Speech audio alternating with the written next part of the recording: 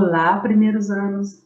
Vamos iniciar a explicação da matéria do PET 2, semana 2. Nessa semana, nós vamos estudar as funções. Bem, nós vamos precisar reconhecer domínio, contradomínio e imagem de uma função e função afim.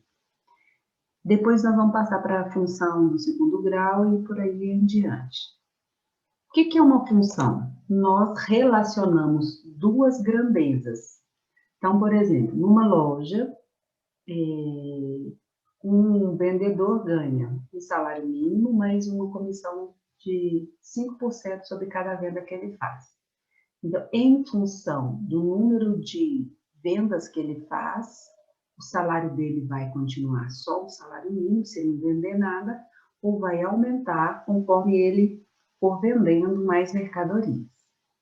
Então, o salário mínimo, então, a função que vai determinar o salário dele é f de x, ou então y é igual ao salário mínimo mais 0,05, 5% transformado em decimal é 0,05 vezes x. O que é x? X é o número de produtos que esse vendedor conseguiu vender. Então, vamos ver aqui alguns exemplos. Um corredor de maratona faz seu treino em uma pista marcada a cada 25 metros. Enquanto isso, seu técnico registra de minuto em minuto a distância percorrida pelo maratonista. Veja abaixo uma das tabelas feitas pelo técnico. Tempo em minutos. Então, começou a correr 0. Não começou a correr ainda, não percorreu nenhuma distância. Em 1 minuto, ele percorre 175 metros. Em 2 minutos, ele percorre 350. 3 minutos, 525. 4 minutos, 700 metros. 5 minutos, 875 metros. A cada minuto que ele anda, vai então aumentando em 175 metros essa distância. 175 vezes 2, 350. Mais 175, 525. Mais 175, 700. Mais 175, 875.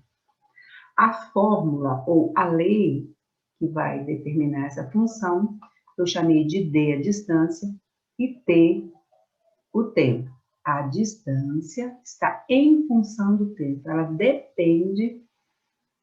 Conforme o tempo vai mudando, a distância vai mudando também. Então, dependendo do quantos minutos que ele corre, a distância vai aumentando. Distância é igual a 175 vezes T, que é o número de segundos que este corredor se desloca. Um outro exemplo. Uma empresa telefônica possui um plano que cobra R$ 50 fixos, mais R$ 1,40 para cada ligação que o cliente faz. Faça uma tabela que relacione o tempo de ligação com o valor a ser pago. Bastam alguns valores. Crie uma fórmula para essa situação. Então, foi criada a tabela. Tempo, valor a ser pago. Mesmo que ele não ligue, o plano é fixo. Pelo menos R$ 50 ele vai pagar. Né?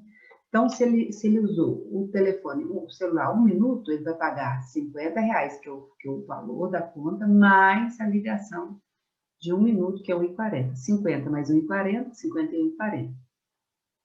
Se ele falar 2 minutos, 50 mais 2,80, que é 2 vezes 1,40, 52,80. Vai acrescentando 1,40.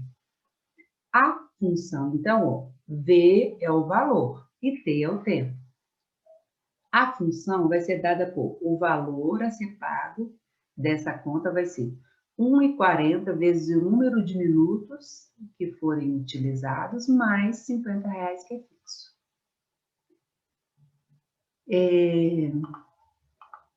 Muito bem.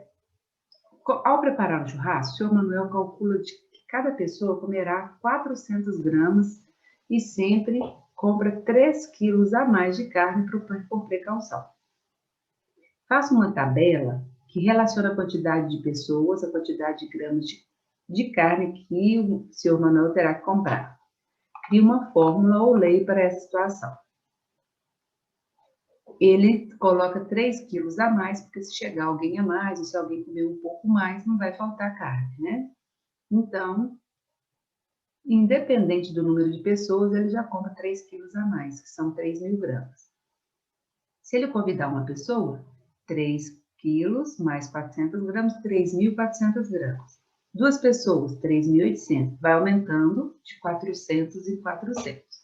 Então, a lei vai ser, o número de gramas que ele vai comprar vai ser 400 gramas vezes o número de pessoa, mais 3.000 gramas, que é o 3 quilos que ele deixa para não faltar carne, né? Nós vamos perceber, então, que essas grandezas são diretamente proporcionais. Cada vez que eu aumento o número de pessoas, aumenta o número de gramas. Cada vez que o corredor aumenta o número, os minutos que ele corre, aumenta a distância que ele percorre. O outro aqui, que eu até esqueci o exemplo. Cada vez que a pessoa fala no celular, vai ser os R$50, e vai aumentar aqui o número de minutos que ela vai pagar. A variação de cada grandeza é constante. Isso quer dizer que aumentamos a grandeza em mesma quantidade. No primeiro exemplo, o tempo aumenta em 1 minuto, enquanto a distância aumenta de 175 em 175 metros. No segundo exemplo, o tempo aumenta de 1 em 1 minuto, enquanto o valor aumenta de 1,40 em 1,40. No terceiro exemplo, a quantidade de pessoas aumenta de 1 em 1, enquanto a quantidade de carne aumenta de 400 em 400 gramas. Dessa forma, percebemos que a função afim tem variação constante. Então, é de 400 em 400 gramas, de 175 em 175 metros, de 1,40 em 1,40, no caso do telefone. Agora, vamos lá ver os dois conjuntos. O primeiro conjunto tem A, E, B, C, 1, 2. E o segundo conjunto tem I, O, D, F, 3, 4, cifrão, hashtag, arroba, esqueci isso aqui, e asterisco. Então, vamos lá. A, E, B. Então, eu peguei todos os elementos do primeiro conjunto, coloquei aqui. E todos os elementos do segundo conjunto, coloquei aqui. E fiz uma ligação. O elemento A do conjunto A está relacionado ao elemento I do conjunto B. E está relacionado ao O. B está relacionado ao D. C está relacionado ao F. 1 está relacionado ao 3. 2 está relacionado ao 4. Esses elementos aqui não estão relacionados a nenhum elemento do conjunto A. Nós dizemos, então, que esse conjunto A é chamado de... Essa é uma função. O que é uma função? Cada elemento do conjunto A tem um único correspondente em B. Não pode ter 2 correspondentes, não pode ficar sobrando elemento em A.